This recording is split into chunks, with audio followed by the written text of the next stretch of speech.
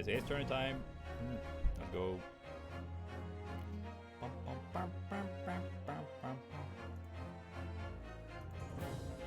Whoa.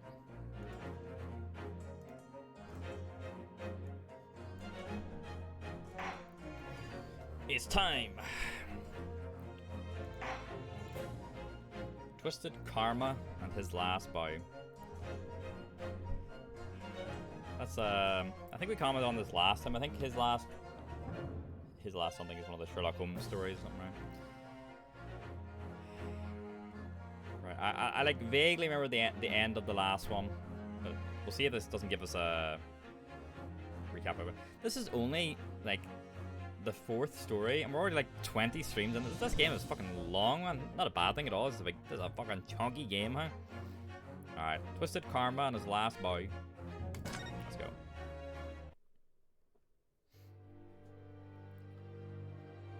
It was indeed a most bizarre incident born of a curious advertisement and a commonplace killing at the edge of town.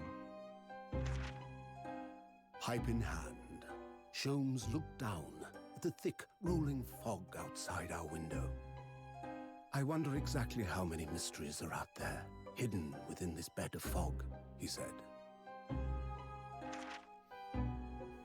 Indeed, a most bizarre incident, born of a curious advertisement.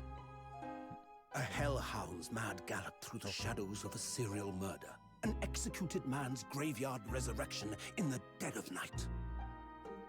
Last time, yeah. And a commonplace killing in a small, forgotten room at the edge of town.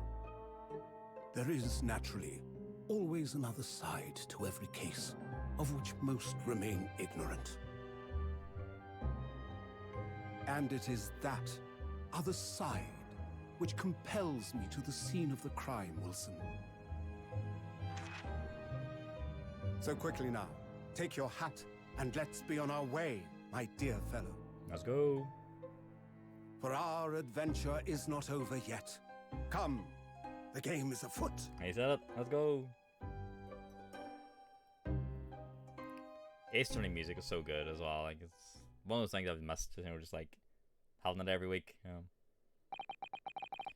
8 days after that earth-shattering trial and Kazuma regaining his memory. So last time was all about Enoch Drebber, right? The mechanical guy. And their whole thing where they like Professor Harebrain, right? I think that was his one, the one involving him. He was Van Zieks' like childhood or college friend or whatever, and they had like fucked with his like experiment to get the grant money and stuff like that. And then there was also like a tie-in with like a murderer, like an old murderer who's like waxwork had been stolen, and it turns out that that was the killer who killed Van Zieks' brother and started his intense hatred of the Japanese people because the murderer was Japanese. The mask shattered on the dummy, and then Kazuma, who'd been like amnesiac at Van Zieks' side, regained his memory and took off his mask and spoke to Rinosuke and Sato. One sec now, yeah. One momento.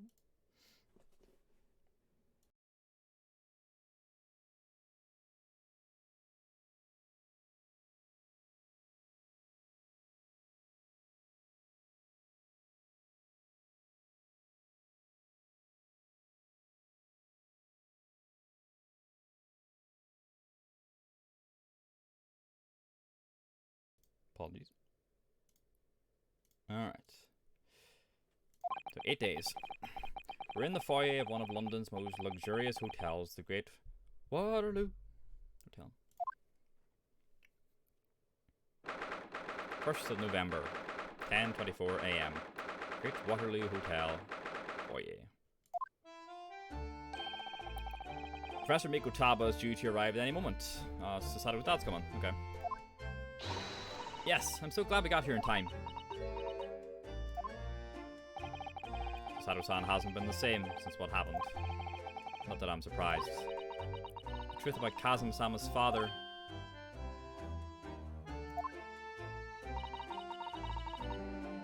Oh, it was Kazuma's dad, right? Was the murderer? That's right. I suppose my father knew that he was actually the mass murderer, the professor. You mean?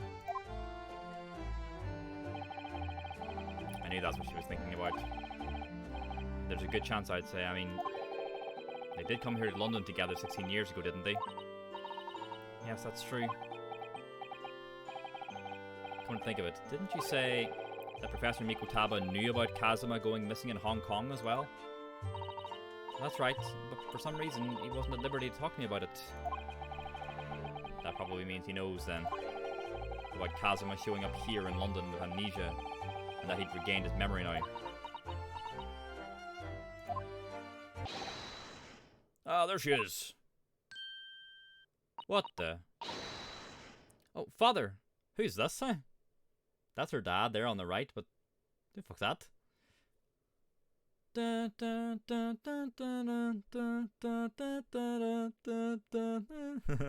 Little.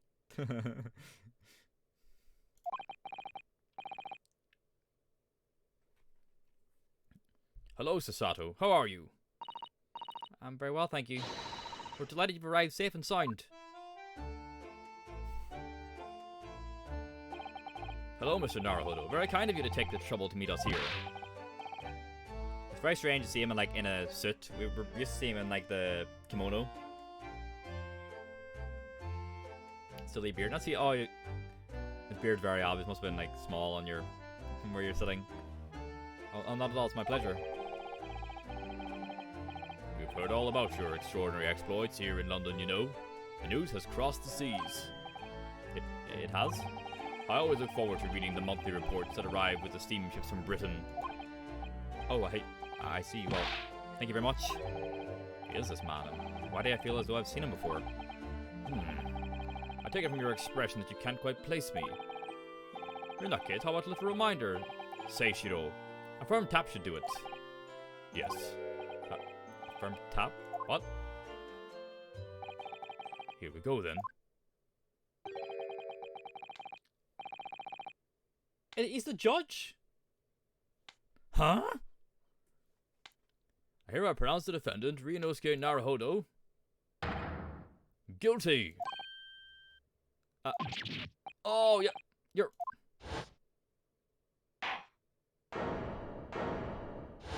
The judge back in Japan. No, the judge back in Japan. That's right. The court will now hear the trial of Ryunosuke Naruhodo. I know I wasn't meaning the England judge, I was meaning the Japan judge. I just couldn't remember what he looked like. I think we did know that he was friends with Mr. Mikotaba. I think we did know that. I didn't remember him having that beard though. I guess I just looked past it. Your Excellency. Hello, Judge Shigoku. How are you? It's been a long time. Ha ha ha ha ha. Good, you remember now. That really did the trick. Guilty. Ha ha ha ha. Only I was declared not guilty, wasn't I? And there was no laughing at the time.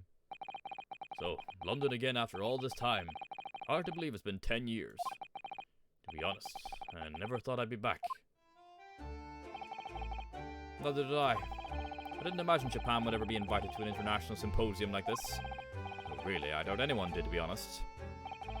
It's all thanks to you, isn't it, Seishiro? What are you talking about, Eugene? Ha ha ha ha. Of course, Judge Jigoku. He must complete the set. He's the other man who 16 years ago came to London with Kazuma's father, Professor Mikotaba. He's the third visiting scholar. I see. Well, all those passport checks and luggage searches at the border really took a rather lot of time. I must say I'm very envious of your ministerial status. You didn't have to go through any of that, did you? Ah, I knew you were jealous. Ha ha ha ha. Sorry, ministerial status? Yes, didn't you know? Seishiro here is also Japan's Minister of Foreign Affairs. It was his personal insistence that allowed you to take Kazuma's place here on this study tour. Guilty as charged. Ha ha ha ha ha. Oh, well, thank you very much. He's really every bit as important as he looks. Ah, yes, now, Naruhodo. I received a telegram from Lord Strongheart yesterday. Oh, you did? It appears that some things came to light in a trial you were involved with 8 days ago. About what happened 10 years ago. That tragedy.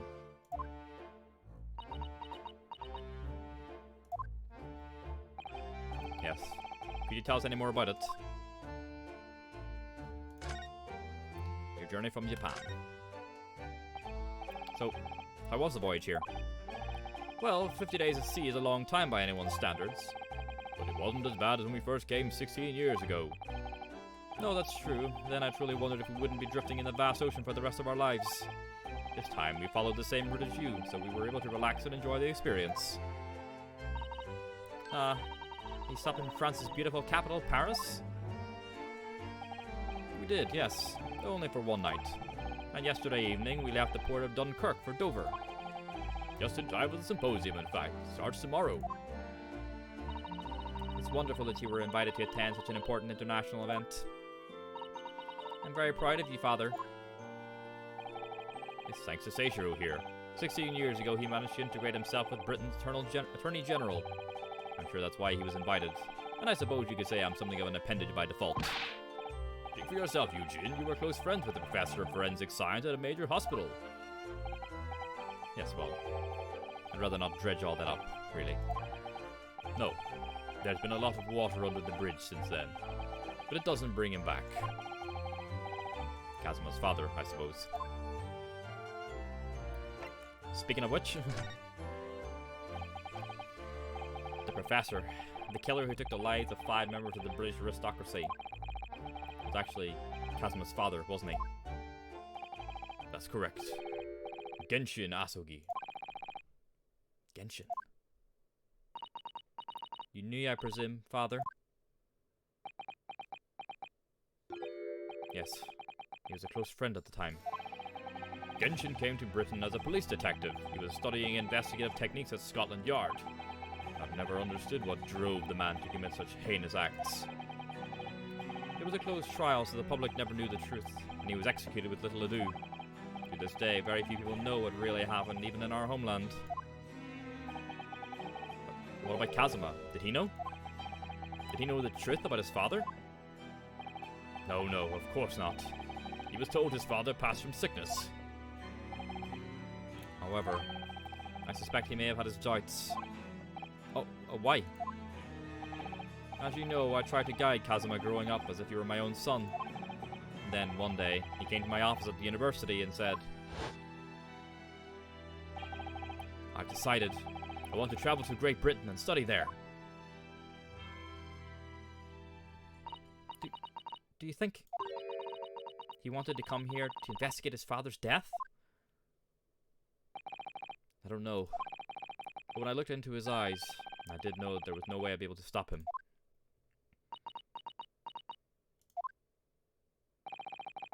Something else came to light in that trial the other day, actually. Oh? What? Well, having disappeared in Hong Kong and been missing for almost a year, Kazuma since turned up here in London, working as the apprentice of Lord Van Zieks. What? What? That's news to us. So, Lord Strongheart's telegram neglected to mention that part then. Kazuma's reappearance. As you know, we both thought Kazuma had died on the steamship during our voyage to Great Britain in January. But he didn't die. He's alive. As you knew, didn't you, Father? In actual fact, no.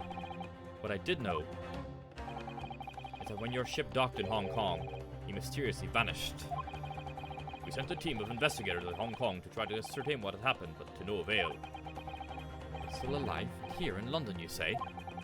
I never dared to dream it. Why on earth did the young man not make contact? The government and the police have been chasing clues fruitlessly for months now. Well, it seems that he was suffering from amnesia. What? Amnesia? When we first came across him again here in London, he didn't know who either of us were. I see. He only regained his memory 8 days ago. This is unbelievable. Yes, it's quite miraculous. I wonder why Lord Strongheart didn't let us know. I must speak with him urgently. Wonder how Chasm has been these past few days. Would it be wrong of us to go and visit him? Let's go see him. Your time in Britain. That began 16 years ago now. It's a distant memory, really. It was Eugene here, Genshin Asugi and myself. We were the original three. The first judicial scholars from Japan to travel overseas to study. Ocean voyages were not what they are today, I can tell you. 16 years ago. Things were tough for their generation. Your father was an exceptionally fine medical student at Yuma University at the time, you know, young lady. Yes, grandmother told me. He went to do research at a great London hospital to study autopsy. Practically unheard of in Japan. Yes, it was an eerie place, sandwiched between the back of a prison and a burial ground. Oh, not more talk of graves. Back panel done. Nice job. Very often, there's no one willing to deal with bodies following autopsy work. So you see, autopsy labs have something of an unavoidable relationship with graveyards and prisons. Not my cup of tea at all. Do you remember that Scottish prison governor? Caden, his name was. He was a good man. Yes, but then of course, in our 6th year here, everything changed with that dreadful case. When Genshin was arrested for a series of the month's most gruesome murders. I simply couldn't believe it. I'd known the man for years. I was a witness at the secret hearing, and I tried to speak in his defense, but... You went a little far and ended up facing charges yourself, didn't you? Well, suffice to say that after the trial, we were sent back to Japan. There was nothing more we could do to save Genshin. He was a lost cause, sadly.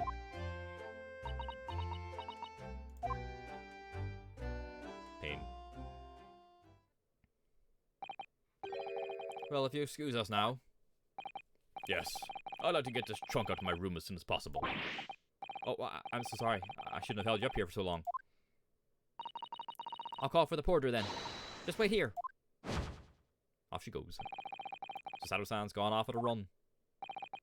I'd like to stay and talk more, but I do have various preparations to make for tomorrow.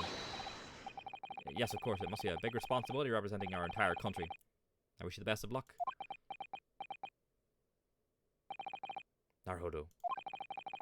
I hope you'll keep an eye on Susato for me. Keep looking after her as you obviously have been. Oh no, I mean, if anyone's looking after anyone, it's her looking after me.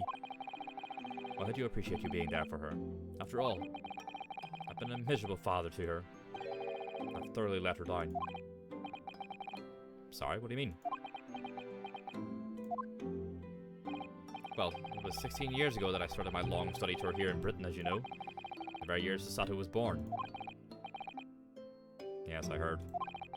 The birth of my daughter was the most joyous event of my life, but... well, sadly, it was accompanied by the most tragic event of my life, too. Oh, yes. Sato-san hinted at something like that. It was a rather turbulent time at home. Anyway, I won't bore you with the details. The point is, I became rather less dependable than befits a grown man. And it was then that Seishiro offered me the opportunity to study here in Great Britain. I was too worried about you to leave you behind. So perhaps I went a little heavy-handed when it came to persuading you to accompany me to London. So, that's what happened in a nutshell. And that's also the reason why I now feel compelled to give my daughter as many opportunities as I dare. Though the world does not readily reward young women such things, I must say. I completely understand, Professor. One other thing, Naruhodo. If I may be so bold, I have a favor to ask you. Oh, really? Of course. What can I do for you? Well, the thing is, I'm so sorry that it took so long. Mr. Sato. Now then, allow us to take your bags. Allow me to take your bags. One moment, if you please, Porter. Oh, of course, sir. There's a machine around your neck. It's a camera, I believe. Quite right, sir. Just 5 shillings for a lovely photograph to commemorate a wonderful stay at our hotel, sir. Well, I think given the occasion, we could justify the expense. Yes, of course. Man's drinking on the job. He's a little... oh, that's a nice photo. I like when you see anything in, like, the actual still shots and the art style. Yeah, fucking, like, a hip flask as well. He's getting it on them on the job. I'd like to thank you for coming with me, Mr. Naruhodo. It's really made Father very happy, I think. Well, I'm pleased then. Oh, we were interrupted before. Professor Mikutaba was about to ask me something. So we return to Baker Street then. I expect Iris will have some delicious tea waiting for us. Yes, let's go. I'm getting more and more anxious about Kazuma though. Perhaps I'll try to meet with Lord Strongheart later and ask after him.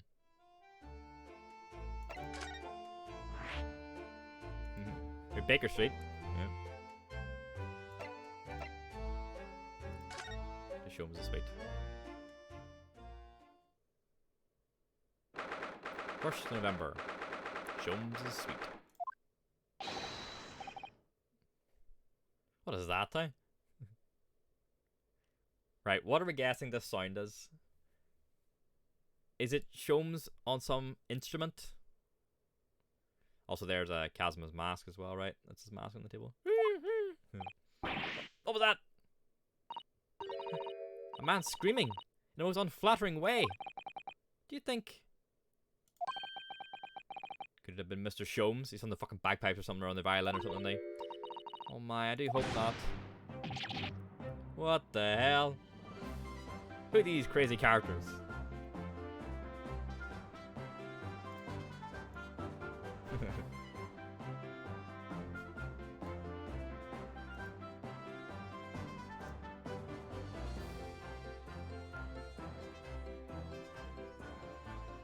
His face. Yeah, I don't do it anymore. Mon ami, mon ami. Such a disgraceful display, huh? Gambit. How are these people? Look at their hair, it's bright red. I think they would be Irish, but I guess not. Maybe she might be. I think they must be clients of Mr. Shomes. Oh, there's Gina. Right, you two, you're coming with me now. Down to the clink. No, not in prison. It's dark and damp and I don't like it. I know a voice coming out for her, like... Oh, the darkness, it is my friend. I am not scared. But you're always scared of the dark. Shut your mouth, you idiots. I was sit quietly in the dark and Platterneck's daring iced. Oh, they're like a Bonnie and Clyde type pairing. I don't like this, I don't like it. Oh, tough, we'll finish it down the yard. Now get moving. Bye then, Ginny. Have fun. Oh yeah, thanks Iris. And thanks. You're a great detective. We love Gina in this house, so.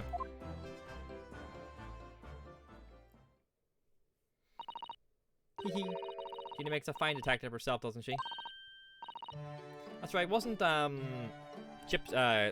Gregson, right? Gregson was meant to be like going abroad or something, wasn't he? I think he also wanted to take Gina, so maybe that hasn't happened yet. It's only been 8 days, I suppose. Oh, Susie and Runo! Hello, Iris. We're home. Well, did you find your daddy? Yes. You arrived at the hotel just before he and his friend. Oh, that's great news. I hope I get to see my daddy again soon.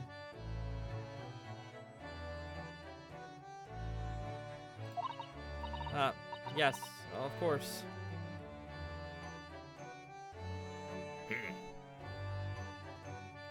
No.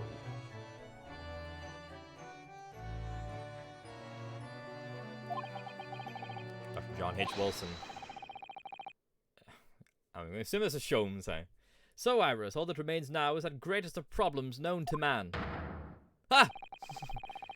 But before we concern ourselves with that, I believe some tea is in order, don't you, my dear fellows? Oh, God. What's up with his hair? Is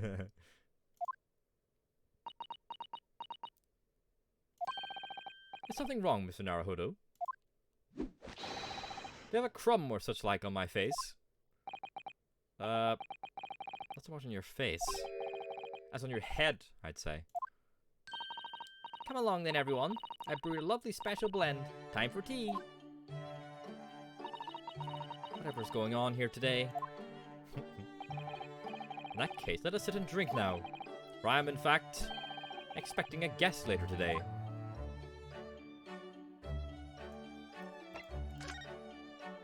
Your 2 visitors. Mr. Sholmes, who were the 2 gentlemen that were here before? Oh, just a pair of petty criminals. Nothing of significance. Of course, they have to make a living somehow. And when the mood takes me, I'm willing to turn a blind eye to all manner of infractions. When the mood takes you? All manner of infractions? But when such fellows set their sights on Mr. Herlock's show as well, that's when their luck runs out. Oh my, you were the target of a crime, Mr. Sholmes? But I quickly devised a plan to entrap them and deliver them to our young detective ally. You should have asked Gregsy to come too. We could have had an arresting tea party. I did send word, but no answer was forthcoming. The man is consummately in the wrong place at the wrong time. There's a word for it, I'm sure. Ah, I have it. A bungler. That's the word. It's a good job he's not here to hear you say that. So those redheads have been up to no good. I wonder what the man did. The greatest problem. What was that about the greatest of problems known to man that you mentioned before? Is it another fiendishly intricate case, Mr. Sholmes? How should I best explain it? Are you aware of the theory of evolution by natural selection, perchance? Well, I think I've heard talk of it somewhere. Possibly. It's a revolutionary scientific theory that was nearly proposed 40 years ago now. According to its author, Mr. Darwin, we humans were once apes who lived in the treetops. Wait, what? We were apes? Indeed.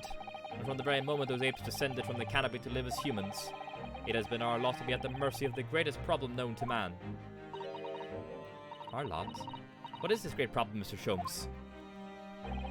Why, is it not obvious, my dear madam? The problem of rent. Yep. Fucking landlords, and then, huh? Huh. But did you not receive a rather large sum of money from Madame Tuspells only the other day? Psha, large sum. 1 potted herb for Iris and a new motor car for me later, and all of it has quite disappeared, I assure you. Honestly, Hurley, you know you squandered it. Yes, well, anyway, 2 days ago, I discovered the answer to man's greatest problem, for the coming month at least. And what was the answer?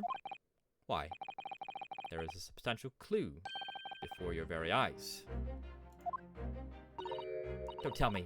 Let me see. Humans are sorry creatures, unable to see what is in front of their noses. Let me give you some assistance. Don't look, but observe me very closely. There is one particular feature about my person that has changed. You should notice it in the end, I think. In the end. It's been stabbing me in both eyes right from the very beginning of our conversation. I think we might need another clue before we uncover the full answer, Mr. Naruhodo. Thanks for the hint. I'll be tearing my hair out if this charade goes on much longer. The lie you told. Mr. Sholmes, isn't it about time you told us the truth? Just over a week ago you said to us. I will now tell you something of the first importance, my dear fellow. Great detectives are wont to lie. It will serve you well to remember that.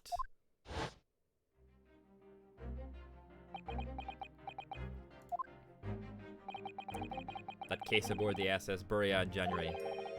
Kazma wasn't killed, and you knew he wasn't dead at the time. So what was really going on?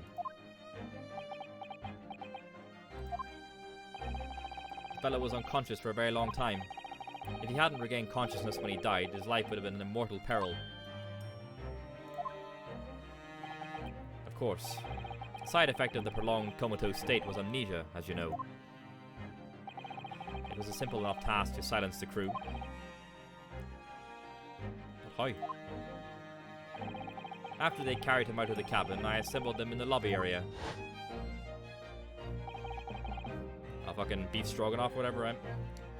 Then I made them swear to leave him unconscious and have him unlaid from the ship in Hong Kong as a murdered corpse. Oh, how horrible. It was necessary to find some material with which to persuade the crewmen to keep their word, of course. Why do it in the first place? I will be at liberty to elaborate in due course. But for the time being, I would like to reassure you. I didn't foresee subsequent events. What events? His disappearance in Hong Kong. Oh!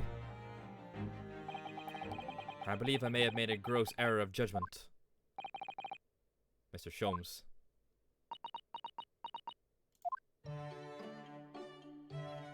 Fucking aye.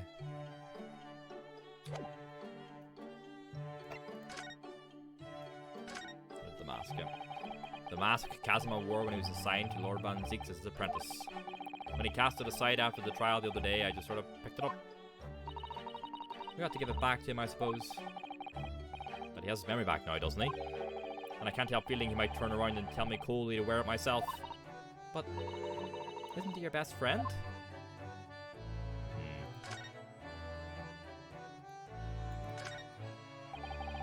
If I remember correctly, this large and imposing lump of iron is called a typewriter. Do you think that every single one of the adventures of Herlock Sholmes blossomed from this very machine? Ah, it's such a dreamy thought. I actually had to go on it the other day. The metal bars that move when you hit the keys got all tangled up somehow. That made Iris angry. Mr. Naruhodo, you're ruining my dreamy thoughts. Please don't do that again. Ah, that made Susato-san angry as well. Good. Iris' pretty little tea set is set up beautifully as ever. Look. Well, it's only by carefully taking care of a tea set that you can make good tea. Is that a roundabout way of telling me I need to tidy my desk? Oh, Mr. Naruhodo, you do overthink things at times. Me, but all the time. Where is Iris?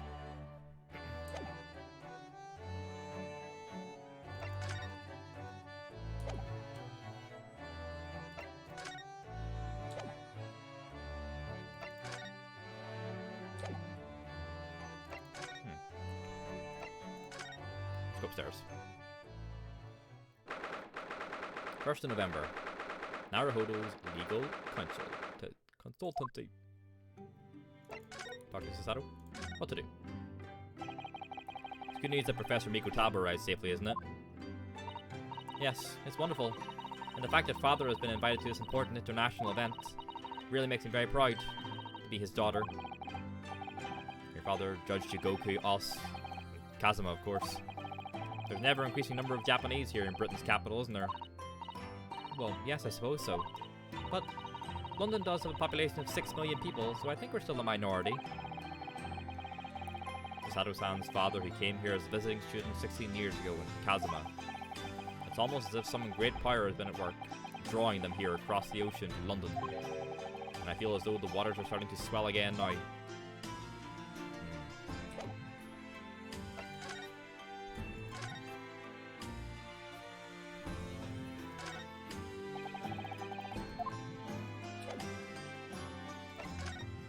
Where can we go? Lord Chief Justice's office. Okay, let's go see if we can chat to Lord Strongheart. Oh, there's Van Zieks. 1st of November. British Supreme Court. Lord Chief Justice's office. Here's the final draft of the opening address for tomorrow's proceedings. I've supplemented your original with the figures you asked from the yard. I see. Excellent work. Thank you. You're welcome, my lord. What's Lord Van Zieks doing here? Why, there seems to be an awful lot of tension in the air, wouldn't you say? This place is stifling enough as it is. We really don't need any more tension. Oh, shit. My apologies. I didn't notice you come in. Your small stature and dark dress made you all but invisible to me. Male Strongheart. Oh, no, it's entirely my fault for wearing black, I'm sorry, I'm sure. From now on, you must dress in white from head to toe whenever you come here. Alright, Sato. Now then, Mr. Naruhodo. Yes, my lord. I'm right here.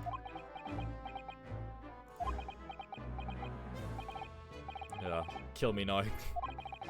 Is something wrong? Perhaps it's a little too hot in here for you. No, not at all. I mean, I've never experienced a room of such a perfect temperature. If you're sure. The beads of sweat carving their way down your face seem to suggest otherwise. Because of the daggers you're staring at me with, mainly. As you're no doubt aware, my International Forensic Science Symposium begins tomorrow. In fact, your father arrived in London earlier today, I hear, madam. Oh, yes, that's right, my lord. He's extremely honored to have been invited. I'll leave the remaining preparations for the meeting room in your capable hands then, Lord Van Zieks. I will attend at once.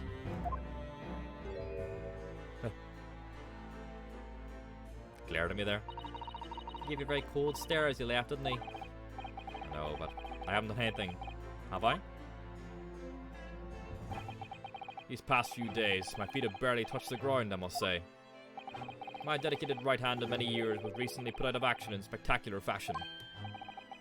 Oh, sorry to hear that. Is your left hand still of service? oh, okay, Ryunosuke.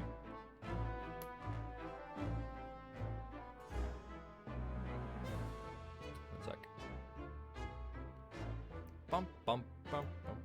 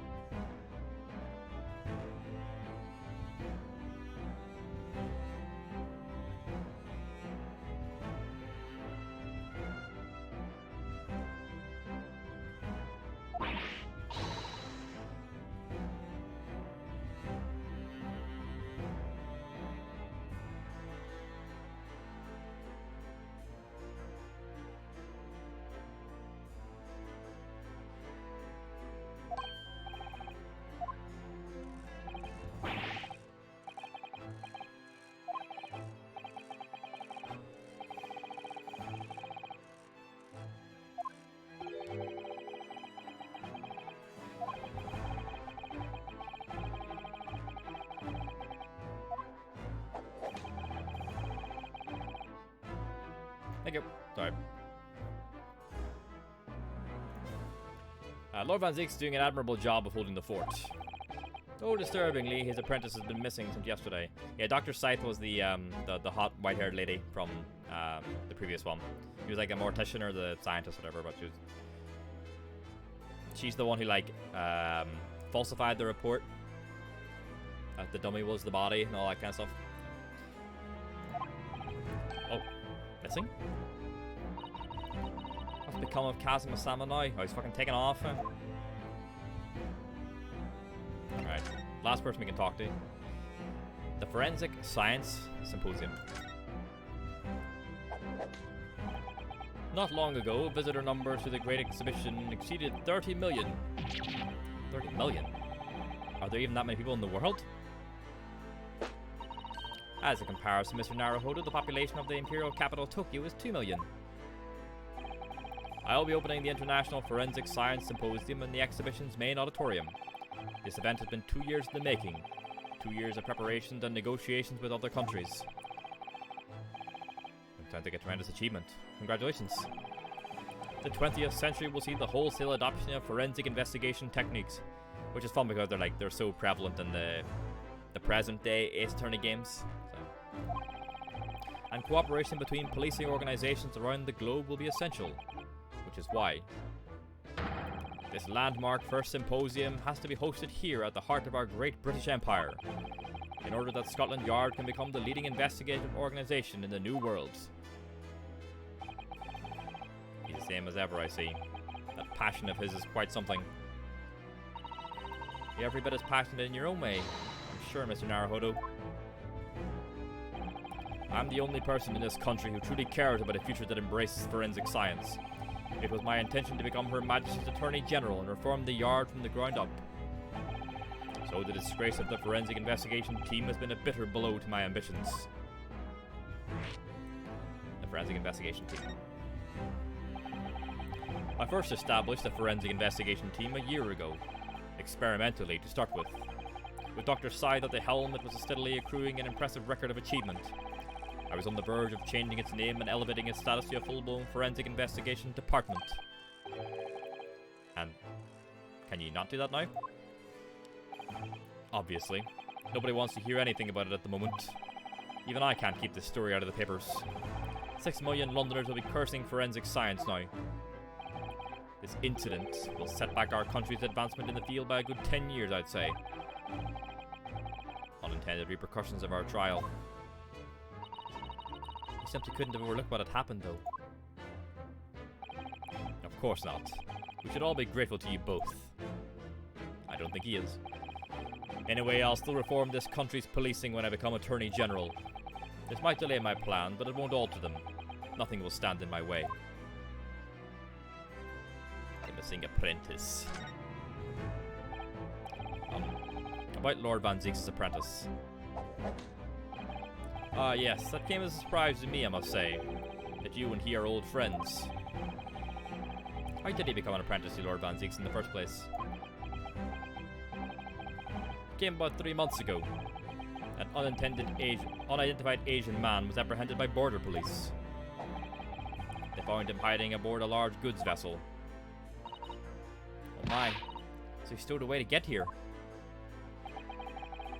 He had no papers to identify him, no passport, and he was suffering from amnesia too.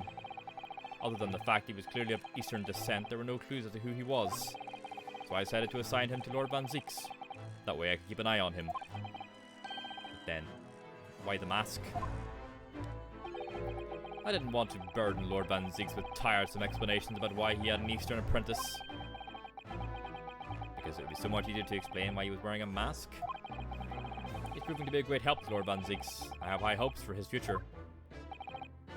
By the way, do you know where he's gone? No idea, but I believe he's left London for the time being. Oh. I take it you also didn't know. That the man's father was one of our country's most infamous criminals, I mean. Genshin Asogi. Kazuma's father's crimes. What we learned from that trial 8 days ago was a huge shock. Finding out my friend's father was... Ah yes, Genshin Asogi. The professor case 10 years ago caused a great stir here in Britain. There were such awful murders, and unprecedented, using a ferocious dog as a murder weapon. And no one would have believed the culprit was a foreign student invited here to study by the government. But the true identity of the killer couldn't be made public then, and can't be made public now. Nobody in your country knows it was him, and neither do the citizens of London. The main motivation was to avoid aggravating relations between our two nations at the time, I understand. Correct. However, it has to be noted that there were some supporters of the professor's apparent cause. What? Supporters of a mass murder? The majority of the man's victims were a blight on the aristocracy of the day. Somewhat ironically, their deaths actually benefited society as a whole. Or so a fair few thinkers in London believed anyway. Right, I see. But it was still murder, wasn't it? Seems very similar, doesn't it? To the idea of the Reaper of the Bailey.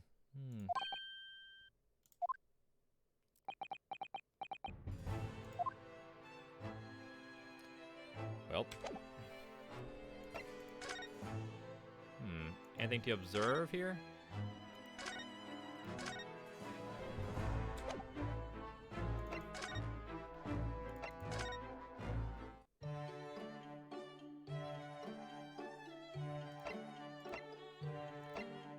How do we highlight his hair?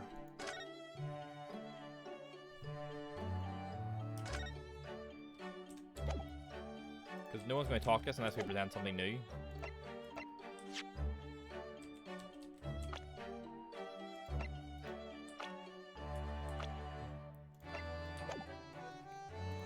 present.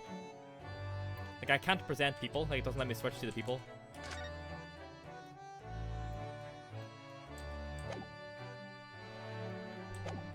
But, like, no one wants to say...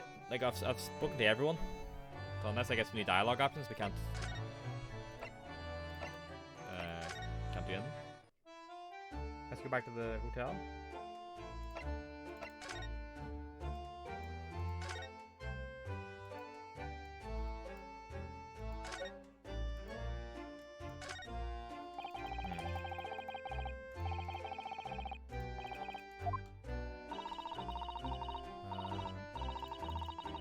Keep an eye on the luggage, basically.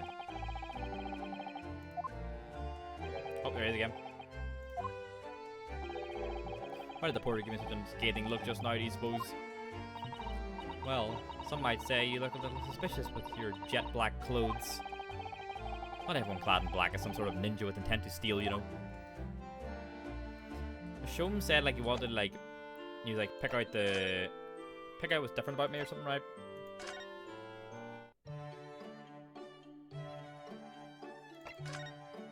Well, I can't.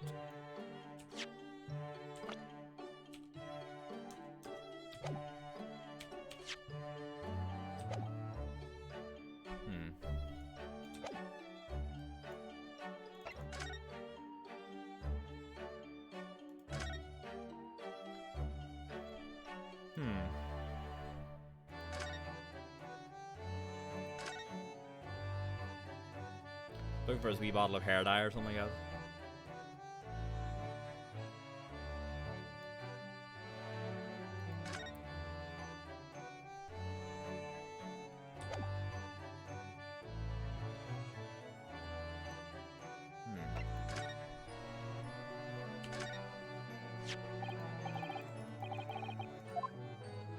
Doesn't do anything.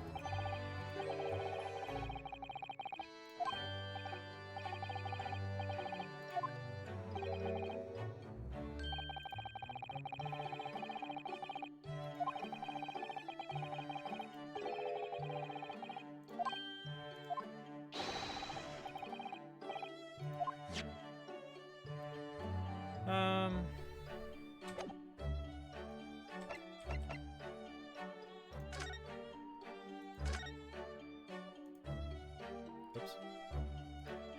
What's the paper over the chair? This looks like last week's edition. What's that article circled in red there?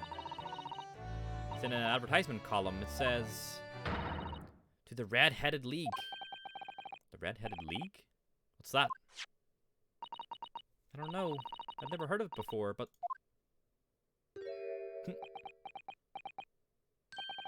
Is something on my face? Clearly this has something to do with that lively hair. The Red-Headed League article.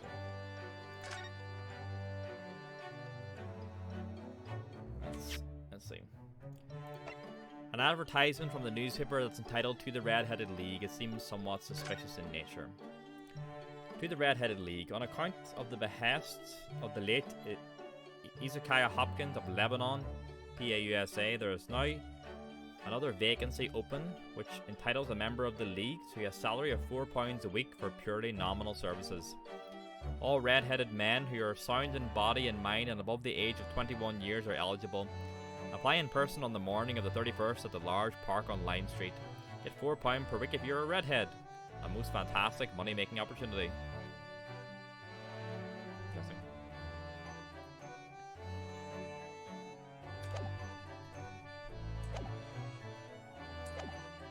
Alright, let's see what he says. It looks as though someone circled an advertisement in this paper, Mr. Sholmes. To the Red-Headed League? Does that strike you in some way? I was thinking that just maybe it might be related to your bright red hair.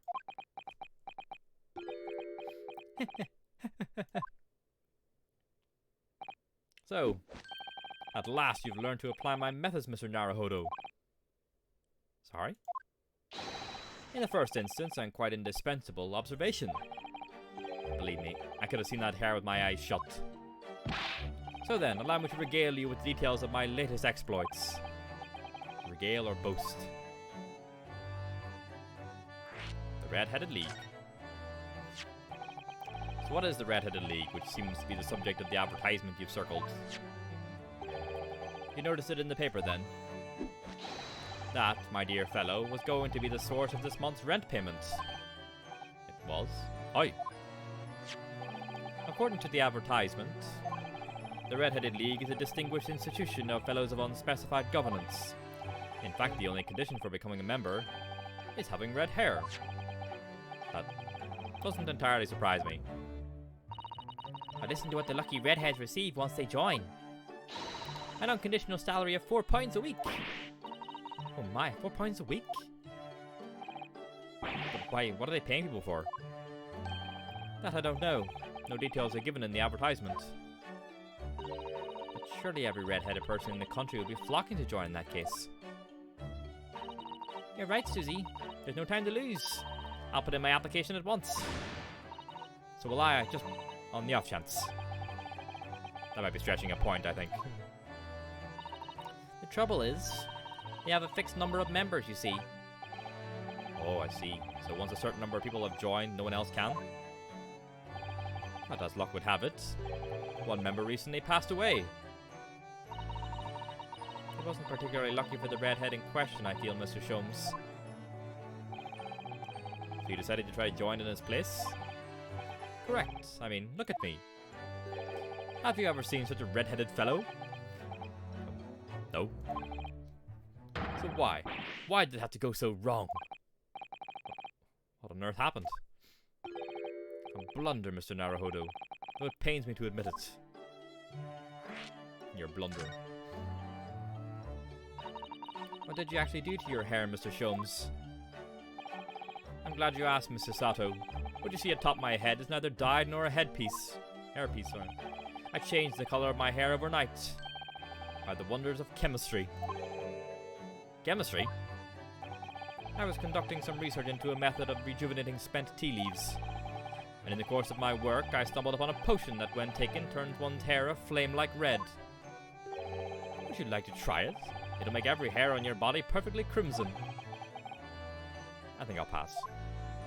But, Mr. Sholmes, is it quite safe to drink? Surely it's bad for you, isn't it? Amateurs are always hampered by such fears. Oh, I should never have doubted you, Mr. Sholmes. You mean to say... But of course. To earn £4 per week, one must be prepared to turn a blind eye to a little danger. That degree of red signals more than just a little danger, surely. So anyway, Hurley left full of confidence yesterday with his new red hair. For the park on Lime Street, where the Red-Headed League were interviewing prospective new members. So what went wrong? The whole park was choked with red-headed folk, like a custard orange barrow. I queued for 8 hours solid before at last I reached the front. But when the panel of interviewers saw me, they immediately said, "Ah, Mr. Herlock Sholmes, are you in disguise to conduct an investigation?"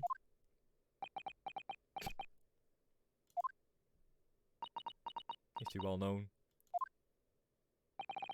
So naturally, I had no choice but to reply, "Shh! Don't give me away." After which I could do little else but turn and leave. And this morning, when I looked in the mirror, irritation stirred within me. So I turned that pair into the police. Oh dear, what a disaster. For Hurley and those two redheads. Rip.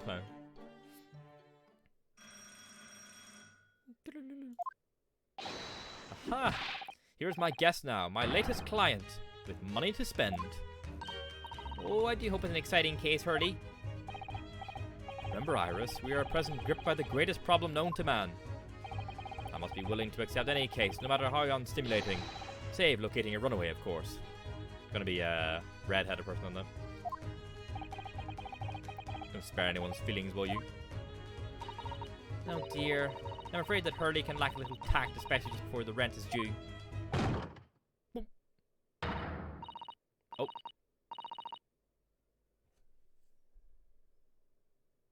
Have we seen this lady before? Has she been on the jury? I feel like I recognize her. Interesting.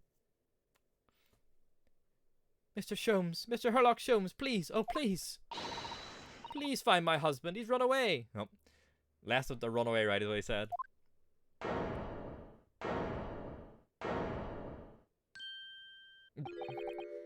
To upset me. I beg your pardon?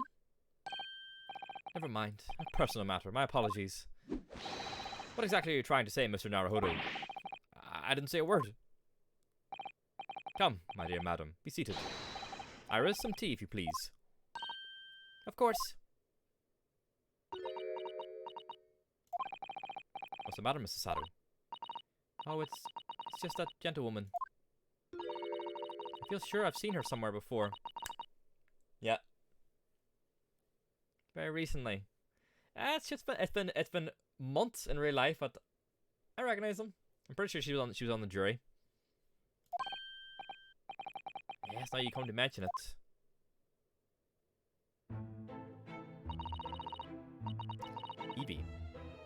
Evie Vigil. As I explained earlier, my name is Evie Vigil. I implore you to take the case, sir. Money is no object. Simply name your figure. Money and wealth are of little consequence to me, madam. Being offered a case to solve is reward enough. Oh, Mr. Sholmes, you are the picture of benevolence.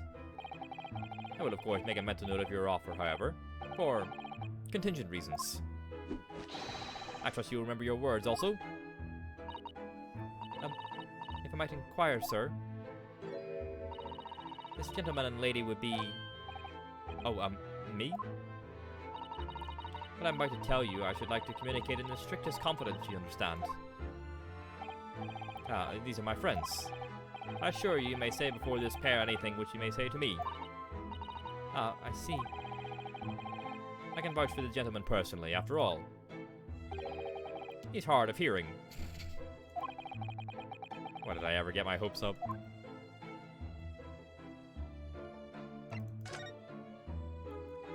Mrs. Vigil. Forgive me for asking, Mrs. Vigil, but have we met somewhere before? Quite recently, perhaps. Oh my! My dear fellow, what is your intention? Clearly you have no ability to differentiate the facial features of the English. Lol. If you wish to invite the lady to tea, you must do so in a more gentlemanly fashion.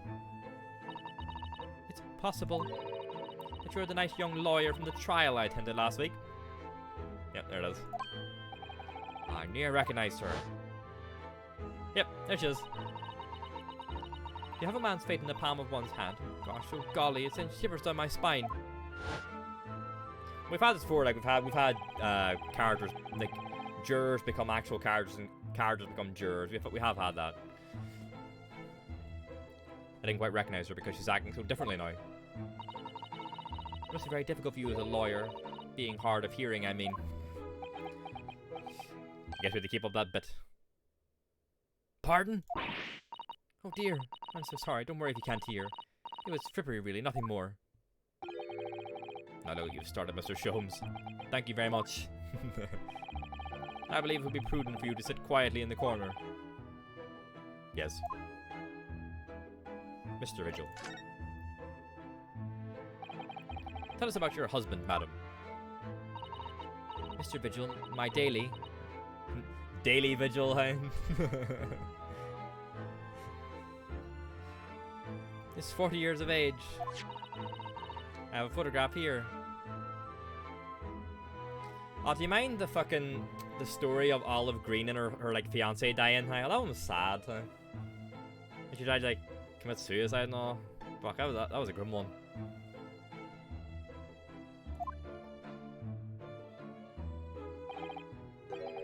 Man looks like a Juju character. An entirely unremarkable gentleman, by appearance at least. How long have you been married? It'll be 15 years this year. We have a cordial relationship and my husband's income is more than adequate as we live comfortably.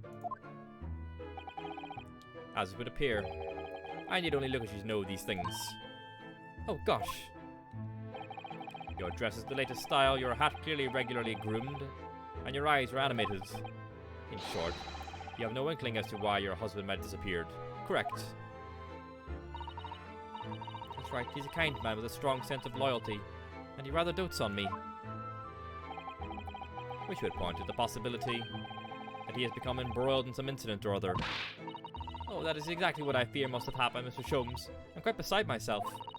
My husband's employment is somewhat unusual, you see. What if he's incurred some miscreant ill will? What exactly is your husband's line of work? He's a warder at the prison. Cadbury is basically the exact same as a Swiss chocolate brand. Cadbury's fucking good, huh? He's a warder at the prison. A guard? That is somewhat unusual. Prison warder. So, your husband is a prison warder. That's right, yes. Well, in actual fact, he's the chief warder. Very similar then. Indeed, I see. Well, chief prison warder certainly qualifies as something of a specialist occupation. Yes, it does indeed. My poor husband must prepare those dreadful punishments and see that they're carried out. Dreadful punishments? Does she mean capital punishments? And at such times, he must occasionally spend a night or two in the prison dormitory. But for that exact responsibility, he is remunerated more handsomely than the other warders. Of course, we make no mention of my husband's work to the neighbours. Yes, I believe your prudence is justified. Tell me, at what prison is your husband engaged? Barclay Prison, Mr. Sholmes. Really? Barclay? Oh, a fine establishment. If I'm not mistaken, there is a large cemetery just behind it. Yes, that's correct. Lowgate Cemetery. No. That's where the professor body was buried, right? They own everything. Monopoly. Lowgate Cemetery. The very place we were discussing in court. That's unbelievable. Unbelievable, my dear fellow. And yet undeniable. Sorry, Mr. Sholmes. I'm afraid you've lost me. Ah, pay no heed, madam. Pay no heed. A private matter. This can't really be a coincidence, can it? Your husband's disappearance. So, the matter of your husband's disappearance. When did you realize he was missing? Please try not to laugh. It was yesterday. I'm sorry, yesterday? It really is recent, laughably so. The truth is, my husband does at times have occasion to spend the night away for his work. It's not at all out of the ordinary for him not to return home at night, but this is different. For him not to make any contact for a whole day? That has certainly never happened before.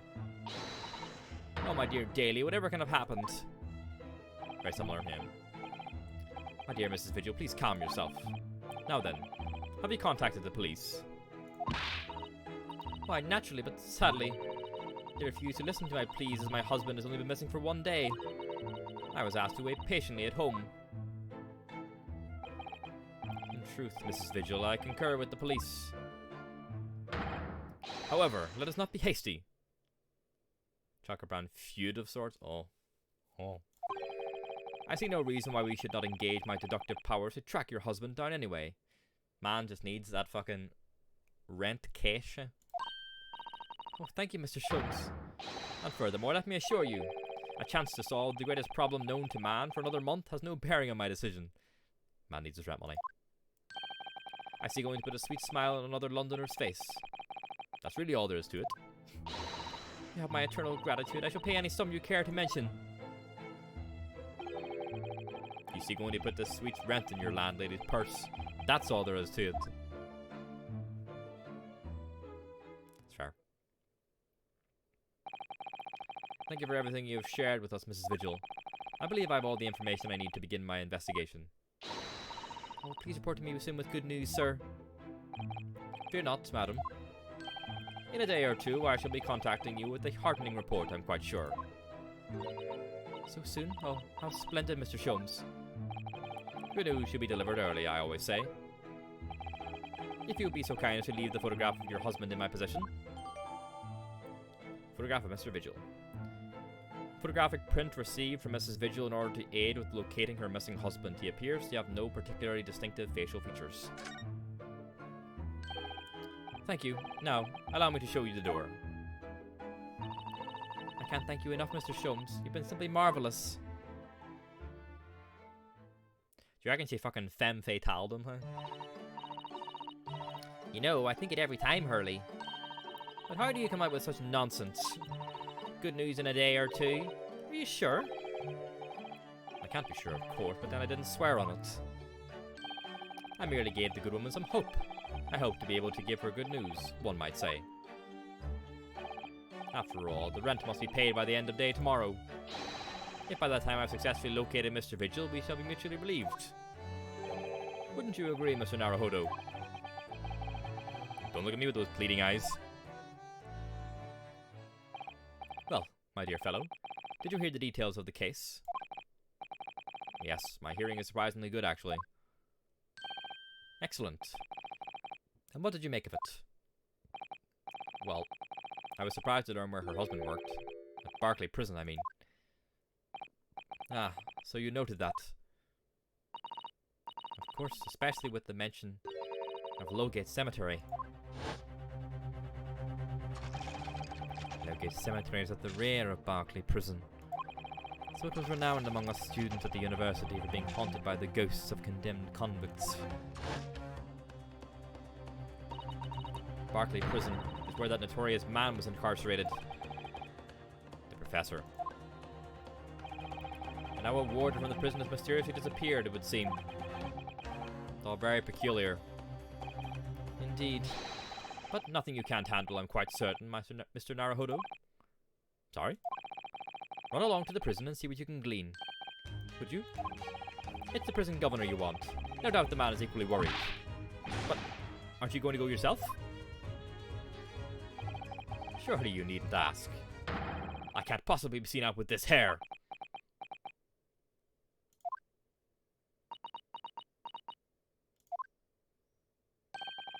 But didn't you go to Lime Street with that hair?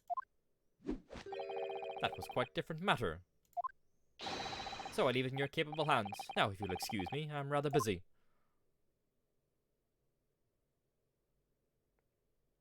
Of course you are. Great character. New location has been added. Prison Governor's Office. Let's go.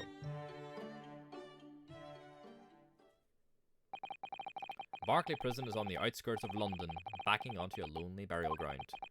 Its four higher walls loomed quietly before us in the fog. Having requested a meeting, we were shown to the governor's office in the watchtower. The fucking guillotine clock. 1st November, Barclay Prison, governor's office. That bird is also very, very small in that cage. Holy shit.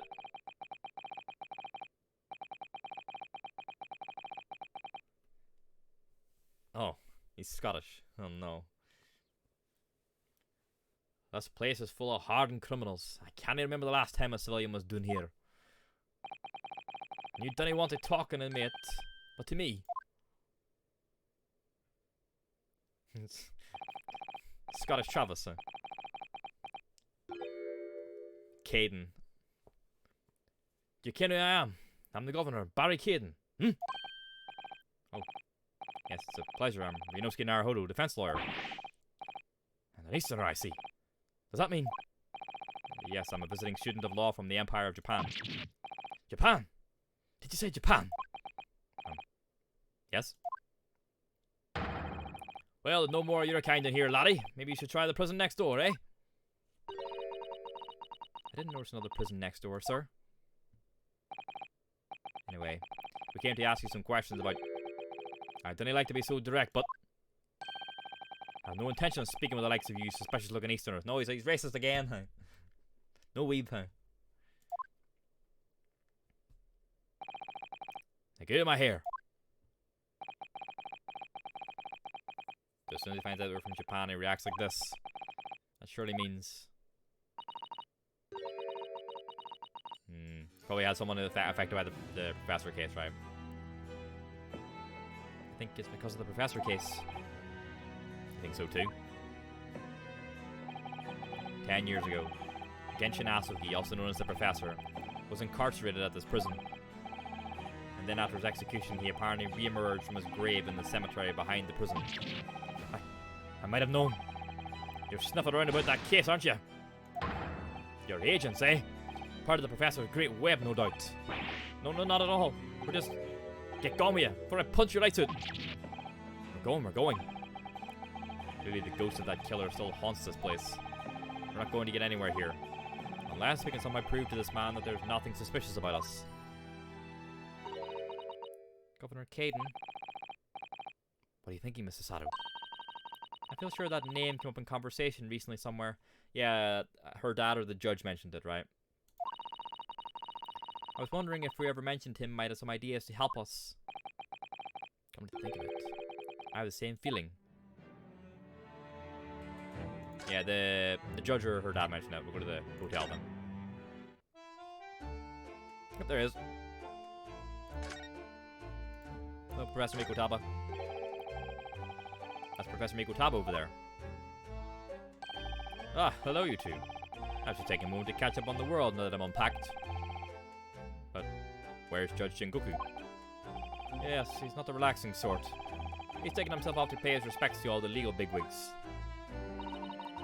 Having only just arrived from the country today? Goodness, he is full of energy. Professor, you mentioned something before about how you'd known the prison governor at Barclay Prison? Oh, Governor Kaidan, you mean? So it is the same man. Father, you must speak with the governor. He does CrossFit? Wait, which one? Professor Mikotaba or the... Kaidan? He refused to talk to us. The judge? Oh, sure, yeah. He said we were suspicious Easterners. Well, I'm sure if I accompanied you, it would be a very different story. Oh, would you? That would be wonderful, if you have time now. Sadly, as you can see, I'm very busy at the moment. Busy drinking coffee on a comfortable settee? Oh, no, I have rather a lot to prepare for tomorrow, you know. Oh, sorry. I didn't say that out loud, did I? You Mikotabas are alarmingly good at reading people's thoughts. Or could it be that you Naruhodus are alarmingly bad at hiding your thoughts? Well, let's not fall out now. I have an idea. Where's the letter? What's he writing on that piece of paper? Here's a letter of introduction for you. Hopefully when he sees my name, he'll change his tune. Ah, thank you. Letter of introduction. A note of introduction on our behalf from Professor Mikotaba to Governor Kaidan. Hopefully now he'll be willing to talk to us. Good luck then. Let's look at this. Just a very ordinary looking photo, wasn't it?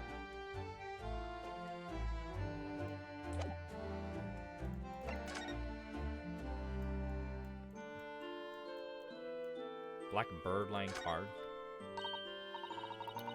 Oh, looks like this is some sort of steamship ticket. The SS Grouse, first class cabin 001. Yokohama departure 11th of September. London arrival 1st of November. Ah, that's the boat that Professor Mikotaba and Judge Jigoku came on from Japan, isn't it? Yes, I think it called at Dunkirk on the north coast of France for a night before finally arriving in Dover. I think it's been almost a year since we arrived in Dover on the SS Buria. SS Buriaga? Seems a shame not to keep your ticket as a memento of your trip, don't you think? Yes, I agree. I have mine safely in my diary. And I keep mine in my wallet, so I have it with me at all times. Oh, well. How strange. Where could it have gone? Are you like this on purpose, Mr. Naruhodo? Did I imagine it, or was that comment accompanied by a little sigh? A note of introduction on our behalf from Professor Mikotaba to Governor Kaidan is written on the back of a ticket for passage on a steamship. We're getting all the deets out of it. It's also torn, probably to check it right. Professor Mikotaba has wonderful handwriting, doesn't he? This dark-suited young man is not in the least bit untrustworthy. Is it just me, or does that make me sound extremely untrustworthy? I do wish he'd at least call you a nice young man. I'm really not sure that would help. Okay. Alright. Anyone else here? No? Okay.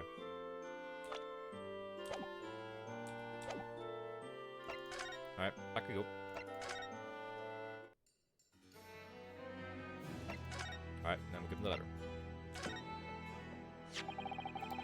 If you just cast your eyes over this, Governor Caden. What's this then? You can't pull the wool over my eyes, you good for nothing Japanese student.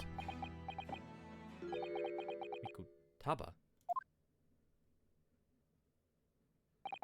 That young jock from the forensic laboratory? That Mikotaba? Yes, exactly him. Oh dear, perhaps I should have said something sooner. I'm Yuji Mikotaba's daughter, Susato.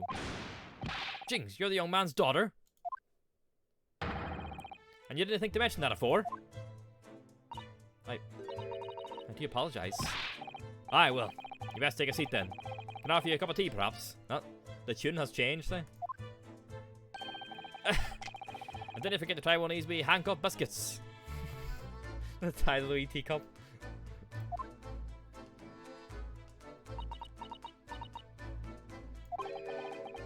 My father's influence is nothing short of amazing. I'm bitterly regretting not announcing who I was from the outset now. So then, what can I do for you, hen? Well, we're currently investigating a case.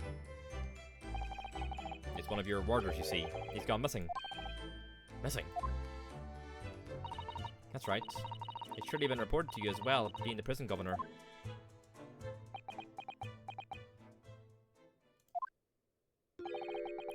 I haven't heard nothing of the sort. There's no missing persons in my prison. Oh. But how can that be?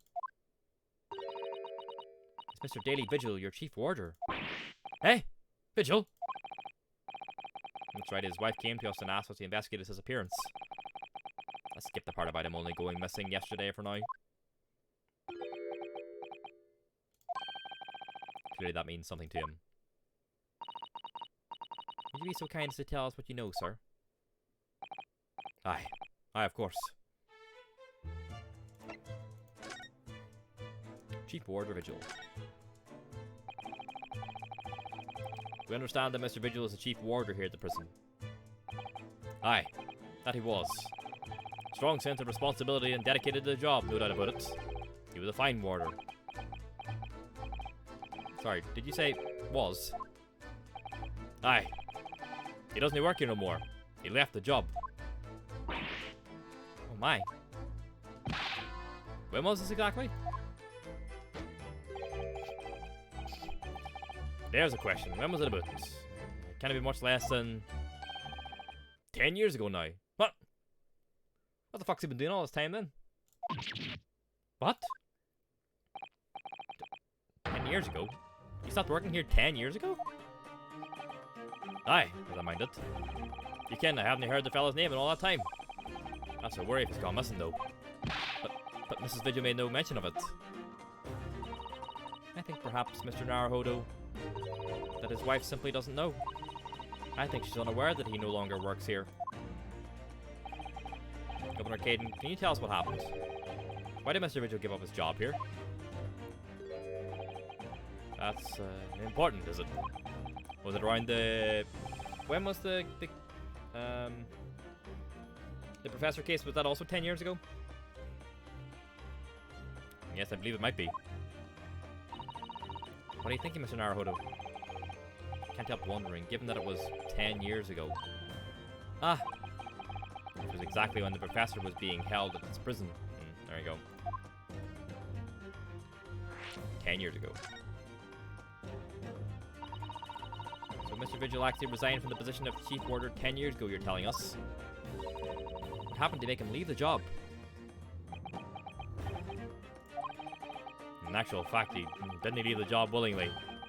He had no choice in the matter. You mean, he was dismissed? It was after a particular walk. Sorry, a walk? Aye, that's a word for it in here. A walk to the gallows. An execution. It's the job of the chief warder to prepare the gallows tree and oversee any executions, you see. Only, Vigil did something unthinkable on that last walk he was manning. What did he do? I'm sorry, but I can't reveal that information. But I can tell you it's very, very rare for a chief warder to be relieved of his post. Why wouldn't Mrs. Vigil know about it? She appears to be under the impression that her husband still works here. And I wouldn't care anything about it, I'm afraid. Can you perhaps answer one more question about the circumstances of his dismissal? And what would that be, Hen? That last execution that Mr. Vigil was responsible for overseeing, was it the professor? Was it by any chance the professor's? My thoughts exactly.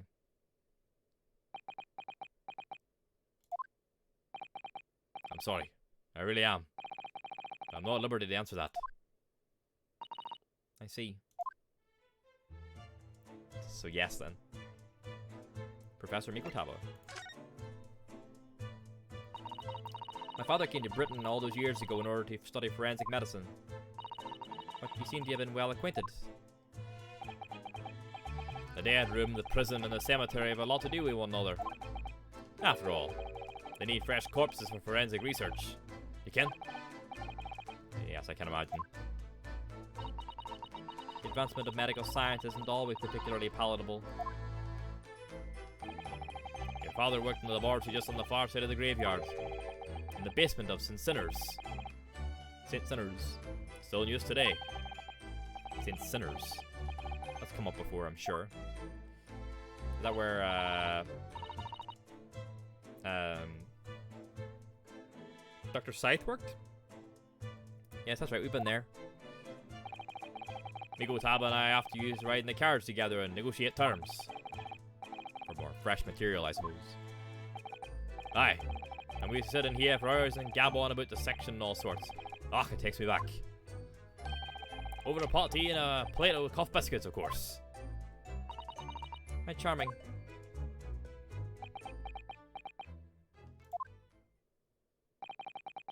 He was a good fella, your father.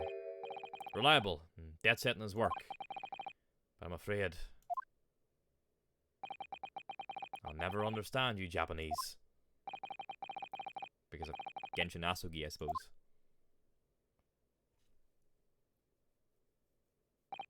Well.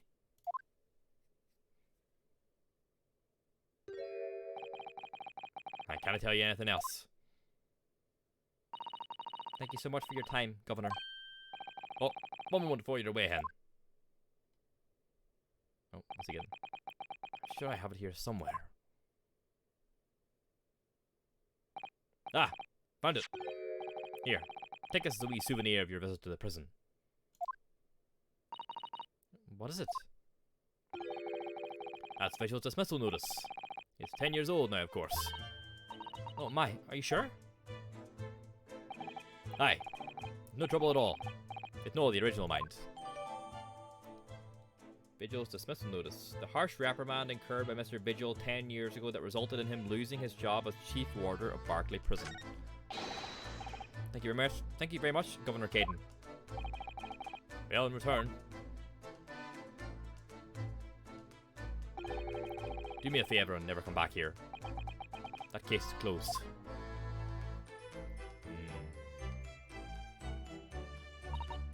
Well, I think we ought to return to Baker Street for the time being. Yes, I agree. We need to report back to Mr. Sholmes with what we found out about Mr. Vigil. What will he tell Mrs. Vigil, I wonder? I'll never look at the thing. Note of dismissal, 25th of June. Chief Warder Daily Vigil is relieved of his post with immediate effect for having violated Clause 132 of Her Majesty's Code of Conduct for Prisons. All rights to redundancy pay and other financial benefits are fully revoked. So what's he been doing for money in the last 10 years? Because she is still living very, like, extravagantly. So what's he been doing for money for 10 years? The secret ingredient is crime. Huh? Reason for dismissal: aiding and abetting the escape from this prison of convict just prior to his execution. Oh, he helped the fucking professor get out. Details of this escape are still being investigated. Full cooperation with inquiries will be expected. Prison Governor Barry Caden. Additional notes. Indicators are that the jailbreak plot was conceived prior to the convict's incarceration. It's believed that the convict engaged in some form of negotiation with prison staff in order to secure assistance. Full disclosure of information regarding these negotiations will be demanded.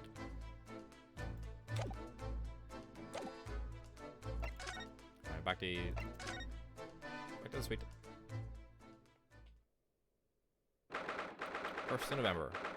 Sholmes the suite. Back. Hello, you two. I thought you'd be back before long, so I baked some scones for us all. Ah, so that's what the delicious smell is. Greetings, my dear fellows. Oh no. He looks like Altair from Hollow Stars. You returned a good deal sooner than I was anticipating. Hello, Mr. Sholmes. Hello, Mr. Sholmes? Say nothing. Your thoughts are written all over your faces in any case. It turns out that it may have been advisable to test my hair color restoration tonic before application. Oh my.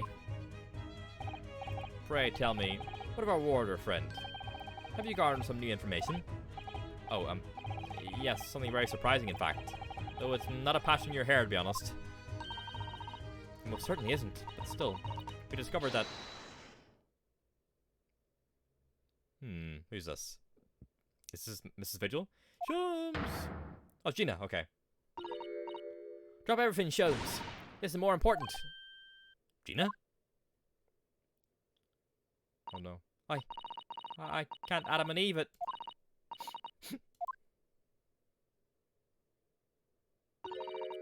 What's happened? Clearly a very grave matter indeed. For Miss Lestrade made no mention of my hair whatsoever. It's the boss. Oh no, what happened to Gregson? What do you mean? Inspector Gregson? The boss is... He's dead. What? They just found his body. Shot with a pistol. What? But... Inspector Gregson? He was murdered? No, not Gregsy. Come in, my dear girl. Tell us the whole story.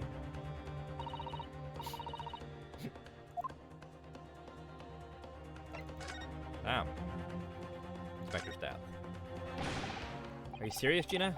Inspector Gregson was... He was really shot? I don't know much about what happened myself yet. They're still there, investigating the scene. Where did this take place? A little rented room in a building full of flats on Fresno Street. The outskirts of town, nowhere near his home. He was perhaps investigating a case then. The thing is, no one at the yard knows nothing about no case around there. Oh, how strange. The boss was... He was so good to me. I know I ain't up to much yet, but... One day I was gonna show him. I was gonna show him and I'd be a proper detective. Oh, Ginny. Culprit. So who did this? Do you have any idea who the culprit is? They got him already. Already? They caught the shooter so soon? A witness reported something was going on, and the boys got straight down there and took care of him. Who? What awful person did this? It's gonna be fucking the nervous Japanese guy from the first game. He's already he got accused twice. He's back in Japan. They're gonna fucking accuse him again somehow. I still can't believe it myself. Oh no, someone we know, wouldn't it? Uh-oh. Gina?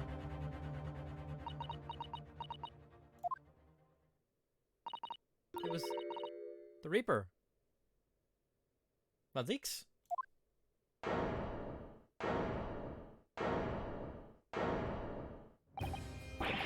Wait a minute. You don't mean they've arrested Lord Van Zieks for it? Is Lord Van Zieks gonna be our client? Like that's fun. That's right. That Reaper bloke's gone and shot the boss.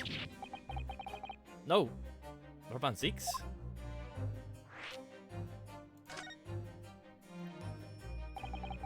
Are you quite sure, Mr. Strahd? It's Barak Van Zieks the police have arrested. I saw him with my own eyes. In the interview room at the yard. That's Van Zieks' music as well. No. I don't believe it. But there were witnesses. And they're all saying it was him. So you mean there were actually multiple witnesses? They heard the gunshot apparently. And when Harlock got to the scene, there was only the boss and that Reaper bloke in the room. There's no way Lord Van Zieks would have taken Gregson's life. I just don't believe it. I don't believe it either.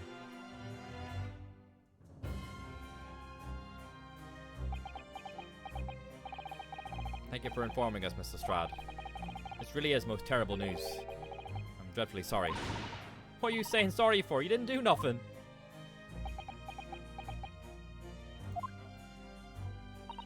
Well, anyway, I'm taking a cab over to the scene right now.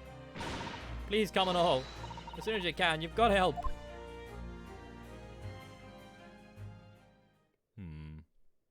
I'd only seen sad, you know. The detectives lot to appear wherever some sinister plot is unfolded. Little wonder we all look haggard. Sometimes these things are almost too much for the nerves. Mr. Sholmes. What use is there in being a great detective if I fail to see something like this coming, How could I let this happen to Gregson? Gregson.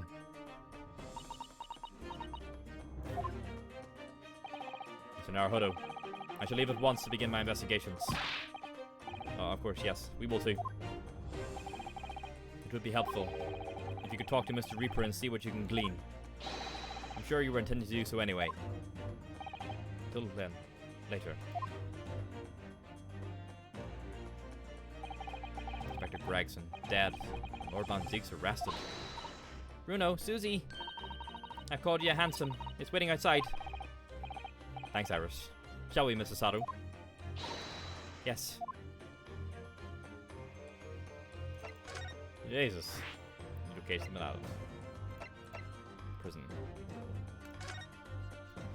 Yeesh. Fucking hell. There he is. 1st of November, local prison. Cell 1. There he is. Lord Van Zieks behind bars. It's true. He really was arrested. He's sitting with his back to the wall, reading something. I don't think he's noticed us. Lord Van Zieks.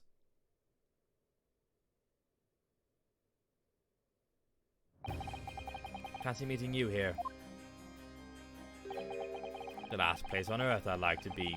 Or the last person on Earth I'd like to see. I couldn't very well not come. We heard what happened. That Inspector Gregson was... Go home. This has nothing to do with you. But... Forgive me, Lord Van Zieks, but I must disagree. Inspector Gregson was very helpful to us on a number of occasions. We're indebted to him. At the very least, we owe it to him to find out the truth about his death. You must help us with our investigations, please. There's really nothing I can tell you. What were you just reading at the back of the cell there? Was it something related to the case? This. The Yard isn't quite so cavalier with its information as to share case details with the suspect. This is a letter from an old acquaintance. Oh, who might that be? Someone you know, as it happens. Harebrain, right? Yeah. Albert Harebrain.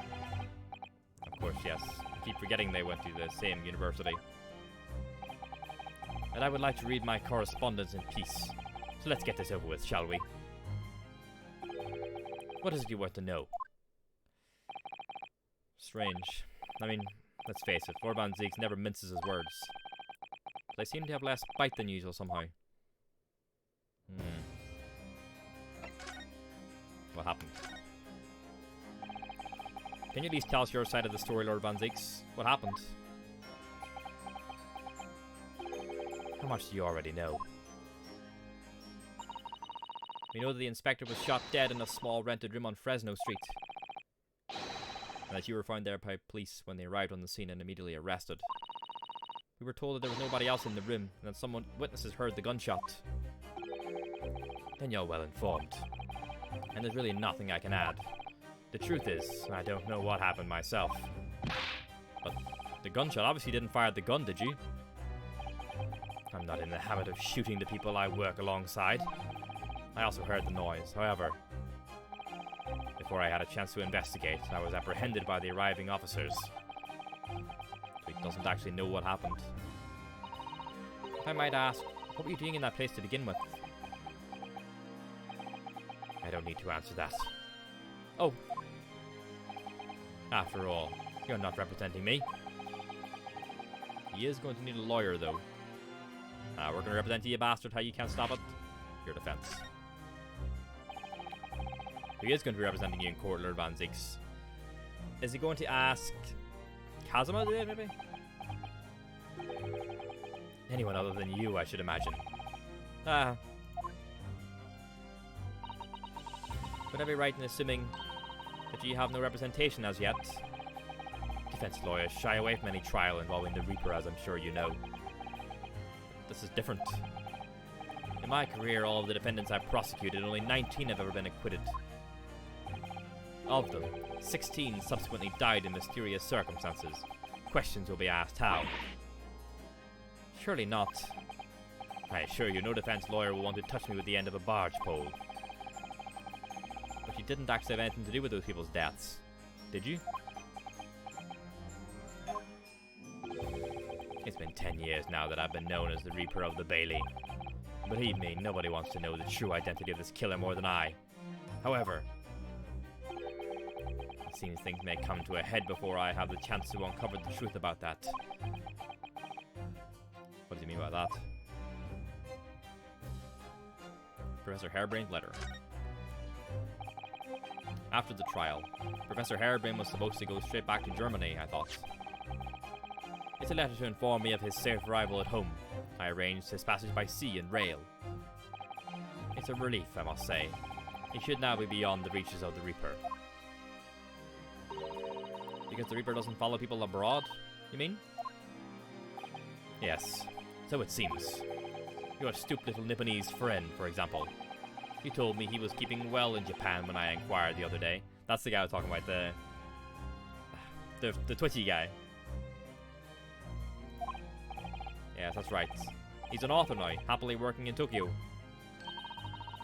The Professor Harebrain is safely back in Germany now. He is.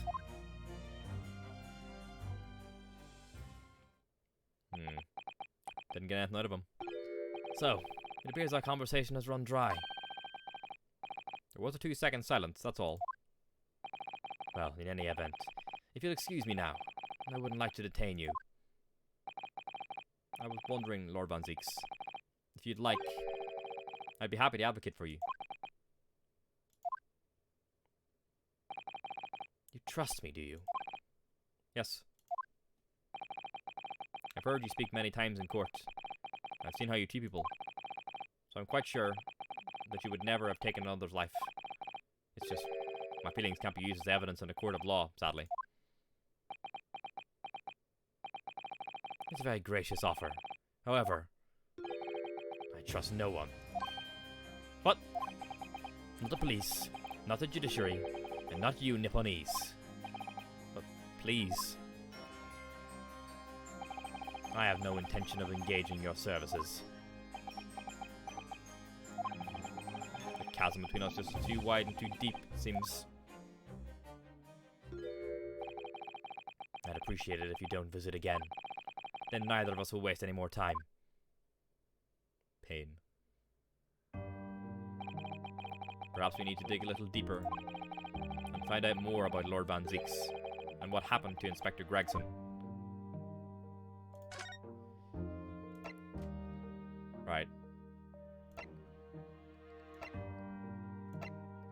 Should we go talk to... or go to see the crime scene? Pain. 1st of November. Room on Fresno Street. What's the little toy on the ground? This really is an out-of-the-way part of London. I doubt many people find their way down this back street. So this dust-ridden, rented old room is where it happened then. Why is there 2 pain?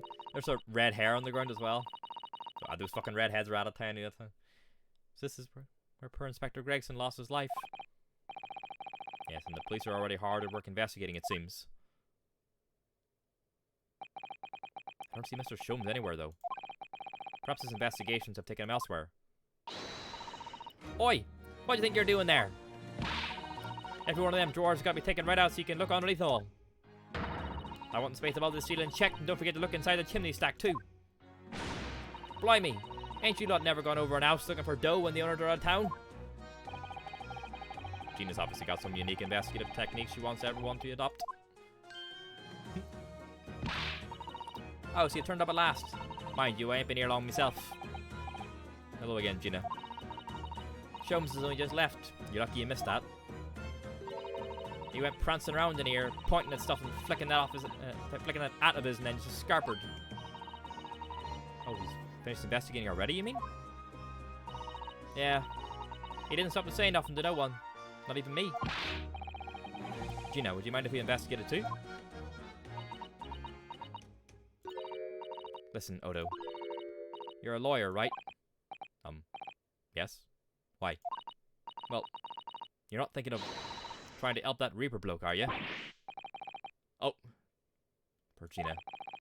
She's never going to forget, is she? The trial will haunt her forever. Gina, if you don't mind me saying, if Lord Van Zieks really is responsible for this crime, he will be duly and fairly judged in court. I suppose you're right, yeah. Go on then, Odo. Get investigating. I want to know the truth about what really happened here. Thank you, Gina. Inspector Gregson. Gina, what was Inspector Gregson doing here in the first place? That's what I want to know. It's what, half a year since I got out of the clink? That's when I decided to give up me diving and become a detective instead. Oh yes, Mr. Sholmes twisted the inspector's arm to take you on as an apprentice, didn't he? Something like that, I think. Anyway, the point is, I didn't really know much about the boss till then. But it turns out, he's a bit of a legend of the yard. Goodness, really?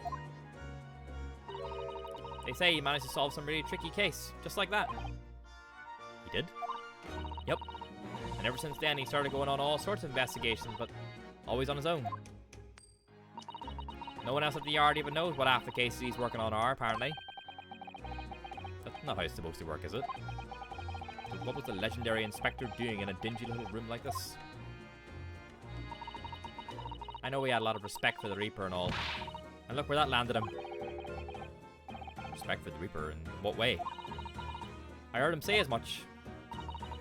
I take my hat off to that fella, were his words. That's how the general public feels, is it? Most people are terrified of the Reaper. Yeah, the boss said that's exactly why you respected the bloke.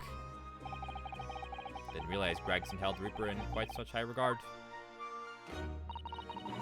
He said something else to me and all.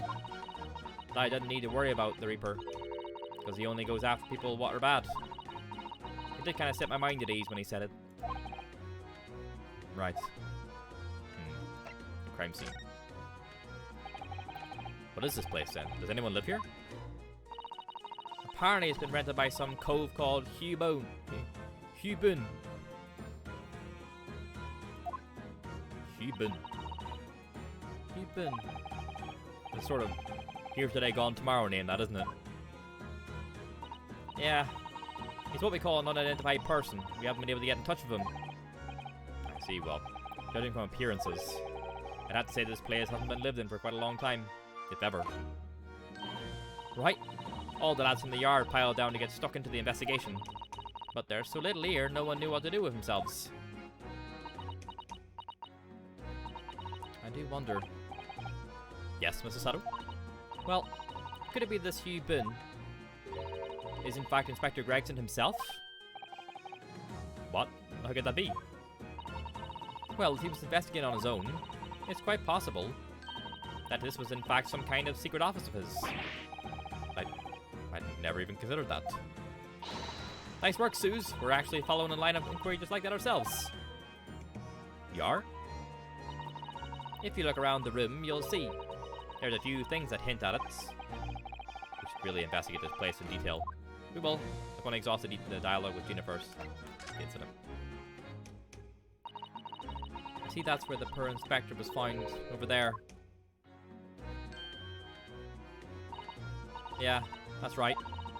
They said it was a single bullet what did him in. Apparently the bullet went right through him and struck that candle tree on the wall. Oh, okay. Oh yes, it's blown one of the candles apart completely. And the gun used there on the floor. It's the Reaper's in it. No denying that. What, really? How do you know that? Take it easy. I don't know what to do with myself when you stare at me like that, with them big wide eyes. I'm only saying what I've heard. I don't know much about guns myself. There's some bigwig lawman or whatever said so. Why don't you ask him? Bigwig lawman, is it? Anyway, Fresno Street runs along to that window there. There were some street sellers outside who heard the gunshot. Oh, but I don't recall seeing anybody outside. Yeah, they've all been taken down the yard for questioning, that's why. We're talking about the yard legendary inspector here, after all. They'll be getting a grilling. Do you think we might be able to speak with those street sellers ourselves? I doubt it. The lads at the yard will just want to know what you're snooping for, and you'll be up for a grilling and all. So we can't interview the witnesses then. Shame. Alright, time to have a look around. What are these? Nope. Wait, what's the crazy board? This looks like some sort of notice board or something. And it's absolutely covered in scraps of paper. Ah, Mr. Naruhodo, look! This, you mean? It's an autopsy report, isn't it? These are case notes here and details of prison inmates. Yes, in fact, they're all the sort of documents that only a detective could normally acquire. What on earth went on in this room? Some old newspaper cuttings. Ah, and this one here. Oh yes, the advertisement, you mean? To the Red-Headed League. But why? What's that doing here? Whoever occupied this room was clearly interested in it for some reason. The same one that Sholmes was looking at, right? Excuse me? Oh, Inspector. Oh, sir. Poor man. He can't possibly be able to focus on investigating when he's so upset. Bring him in anyway, make him work, huh? Oh, it's a photograph stand. I suppose it must be a picture of one of Inspector Gregson's family members. Ah! What's the matter? Your eyes look like they're about to pop out of your head. They are, look! Mr. Naruhodo, quickly! Oh, it's Mrs. Vigil. Why do I feel like this woman is familiar somehow? Of course she's familiar, we met her only this morning. Ah, it's Mrs. Vigil. Over the chips and his fucking chips, huh? He's gonna keep that person in business, huh? This makes no sense. Why would there be a picture of Mrs. Vigil in here?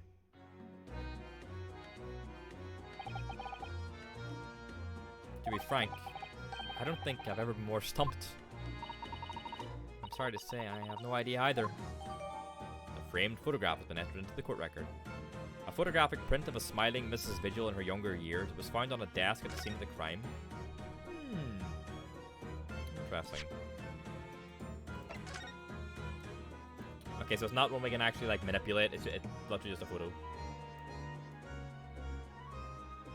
Ah. Gorgeous.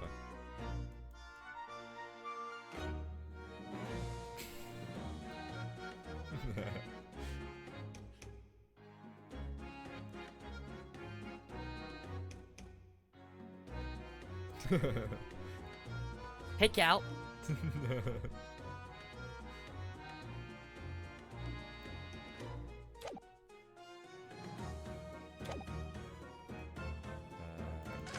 Chimney. An empty fireplace makes the room feel even colder than it would be otherwise, doesn't it? It's thick with dust, look. I think it'd be fair to say it hasn't been used in a very long time. In other words, whoever lived in this room must have been extremely hardy in cold weather. Or nobody lived here at all and merely visited when the occasion arose. I wouldn't like to say which is more likely. No, that's right. It's one or the other.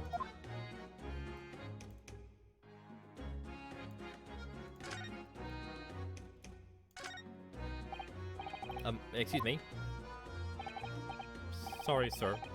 Can't see a thing, sir. Too many tears, sir. Right. Perhaps I better leave you to your work, then. Excuse me? If you're looking down on us from the great beyond, Inspector, don't worry. We'll look after things at the yard. I interrupted some deep thoughts there. This is where the bullet struck. The top of one of the candles in this candle holder has been completely blown off. Yes, there's wax splattered on the wall behind, look. Suppose if a bullet had hit it. It does seem likely that the bullet hit the candle, having first passed through the inspector's body. Ugh. Now that wax on the wall looks like blood to me. A candelabrum has been added to the court record. A candelabrum from the wall of the wall of the room on Fresno Street where the inspector was found dead. The top of one of the candles appears to have been blown off.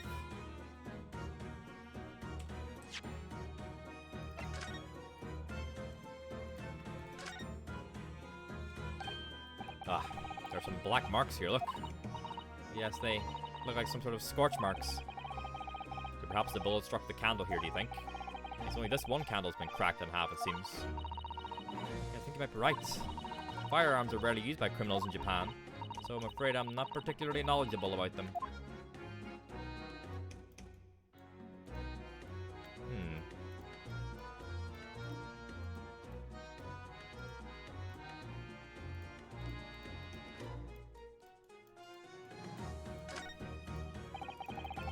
Nothing else sticks out? Okay.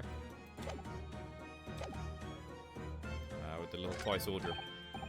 Oh, what's this? It would appear to be a little model policeman. It's rather charming, isn't it? In a way. Seeing as it's on the floor here, do you think it belonged to Inspector Gregson? It's a little hard to imagine Lord Van Zeek's playing with something like this. It's only about 8 centimeters tall. Could have fallen out of someone's pocket, I suppose. I think we should record it as evidence, just in case. Yes, I agree. It is rather delightful after all, in a way. Policeman figurine, a small and rather enduring model of a British policeman found at the scene of the crime on Fresno Street.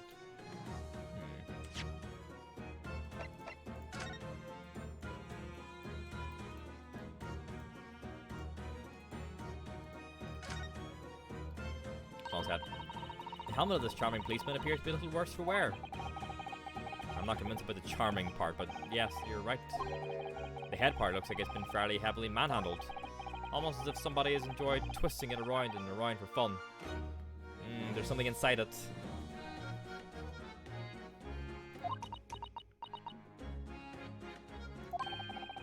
Shall we try twisting it around and around too? For fun.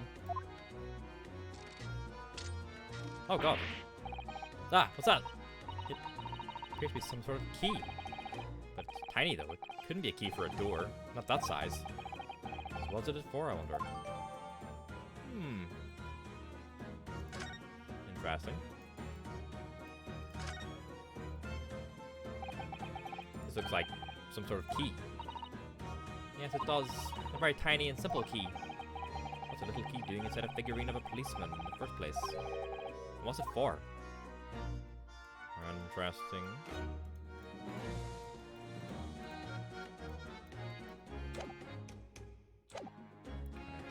The gun. This is presumably the murder weapon then. Oh my, it is real, I suppose. I think so. Guns are so rare in Japan, I really know very little about them. There's only one way for knowing for sure, Mr. Naruhodo. Fire a shot! No. If I did that, I'd be looking for a skilled lawyer to represent me in court. Slightly safer just to ask someone who might know, I think. Killer's revolver. The murder weapon that was found on the scene of the crime on Fresno Street. Probably best to avoid handling it.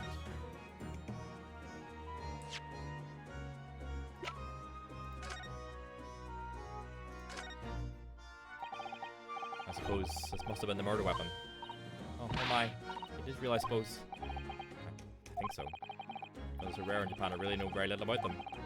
Perhaps someone more familiar with firearms could shed a light on those things here.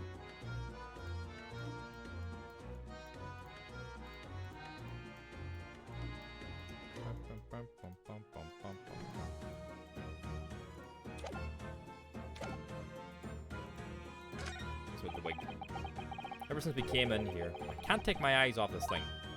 Oh, funnily enough, neither can I. It's a hairpiece, isn't it? It is! A bright red hairpiece.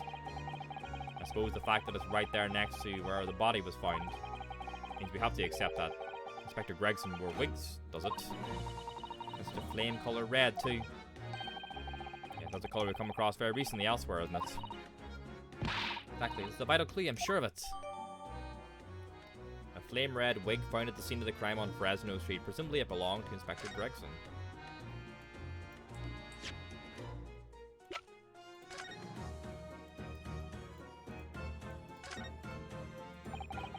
I've always wondered what the underside of a hairpiece looked like.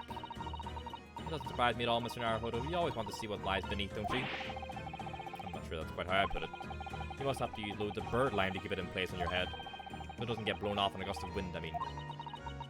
That might be a little inconvenient when you want to take it off again, don't you think?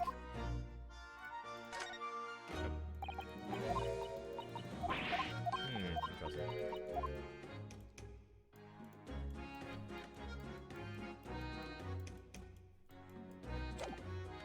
I feel like it's gonna run away or something. So I suppose this is where the victim... That's right. The rope is laid around the body to show exactly how it was found. Inspector Gregson himself has already been taken away. And would probably be under Dr. Scythe's scalpel by now if not for what happened last week. From the shape of the rope, it would appear that the inspector was curled up in a ball.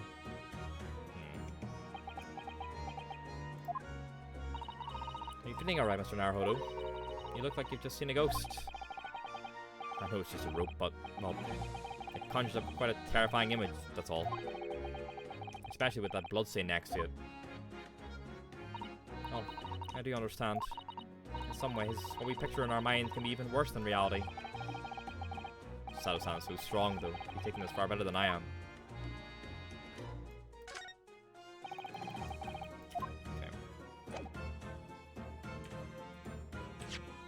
I think that's where we're going to leave it for today. Nice return.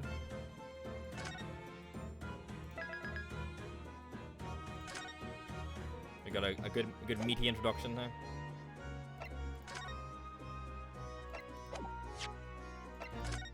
Good stuff. Up for Inspector Gregson, huh? That's what far.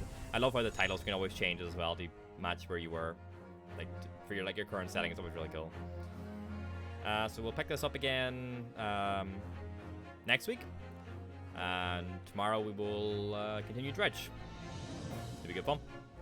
Thanks for watching. Have a lovely end to your Tuesday. See you later on. Goodbye.